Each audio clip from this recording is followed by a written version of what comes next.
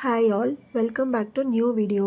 இன்றைக்கி வீடியோவில் ஒரு குட்டி ரிவ்யூ தான் பார்க்க போகிறோம். மீஷோலேருந்து நான் வாங்கியிருந்த எக் பாக்ஸை இப்போ வரைக்கும் எப்படி இருக்குங்கிறது தான் இந்த ரிவ்யூவில் பார்க்க போகிறோம். இந்த பாக்ஸ் வாங்கி ஆல்மோஸ்ட் 1 இயர் ஆகுது. எல்லாருமே ஒரு ப்ராடக்ட் வாங்குகிறோம் அப்படின்னா, ஆன்லைனில் வாங்குகிறோம் அப்படின்னா ஃபஸ்ட்டு நம்ம போய் பார்க்குறது வந்து ரிவ்யூஸாக தான் இருக்கும். ஸோ நானுமே வந்து நிறைய ரிவ்யூஸ் எல்லாமே பார்த்து தான் நிறைய ப்ராடக்ட்ஸ் சூஸ் பண்ணுவேன். ஸோ அந்த மாதிரி இருக்கும் போது இந்த ரிவ்யூ வந்து இந்த பாக்ஸ் வாங்க போகிறவங்களுக்கு மேபி கண்டிப்பாக யூஸ்ஃபுல்லாக இருக்கும்னு நினைக்கிறேன். இது வந்து ரிவ்யூ அப்படிங்கிறதுனால பெய்டு ப்ரமோஷன் இல்லை ப்ரமோஷன் மீஷோக்காக ப்ரமோஷன் அந்த மாதிரி எதுவுமே கிடையாது. நான் ஒவ்வொரு ப்ராடக்ட்ஸ் வாங்கும் போதும் எப்படி கீழே இருக்க ரிவ்யூஸ், யூடியூப்பில் போட்டிருக்க ரிவ்யூஸ் எல்லாமே தேடி பார்த்து வாங்க வேணும். அந்த மாதிரி இதுவுமே வந்து நான் 1 இயர் யூஸ் பண்ணிவிட்டு எனக்கு எப்படி ஃபீல் ஆகுதுங்கிற ட்ரூவான ஒரு ரிவ்யூ தான் இருக்க போகுது. ஸோ இந்த எக் பாக்ஸ் வந்து நான் மீஷோலேருந்து வாங்கியிருந்தேன். ரொம்ப கம்மி ப்ரைஸ் தான். 1 இயர் ஆச்சுங்கிறதுனால ப்ரைஸ் ஞாபகம் இல்லை. பட் பிலோ 200 தான் இருந்தது.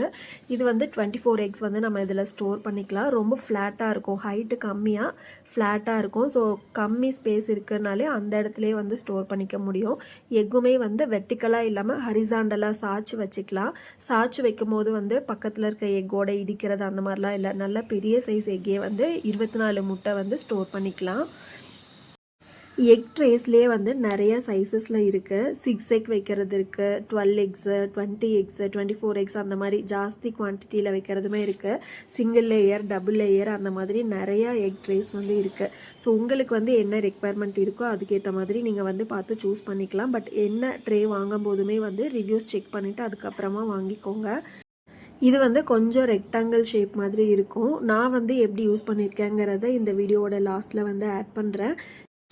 இந்த வாலுக்குட்டிக்கு பார்த்திங்கன்னா இந்த பாக்ஸ் ஓப்பன் பண்ணதுமே செம்ம எக்ஸைட் ஆகிடுச்சு. எத்தனை எக்ஸ் வைக்கலான்னு உட்காந்து கவுண்ட் பண்ண ஆரம்பிச்சிட்டாங்க.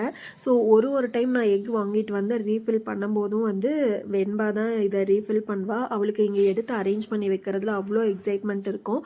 அண்டு கொஞ்சம் டைம் பாஸுமே ஆகும். குட்டீஸ் இருந்தாங்க அப்படின்னா அவங்க எடுத்து அரேஞ்ச் பண்ணும்போது. அண்டு இன்னொன்று வந்து நம்ம கிச்சனில் இந்த மாதிரி ஸ்டாண்டுக்கு கீழே இருக்க ஸ்பேஸை தான் யூஸ் பண்ணி நான் வச்சுருக்கேன் இந்த பாக்ஸை. இந்த மாதிரி இருக்கும் போது ஈஸியாக நம்ம டெய்லி மறக்காமல் எக்ஸ் எடுத்துக்கிறதுக்கு ஈஸியாக இருக்கும்.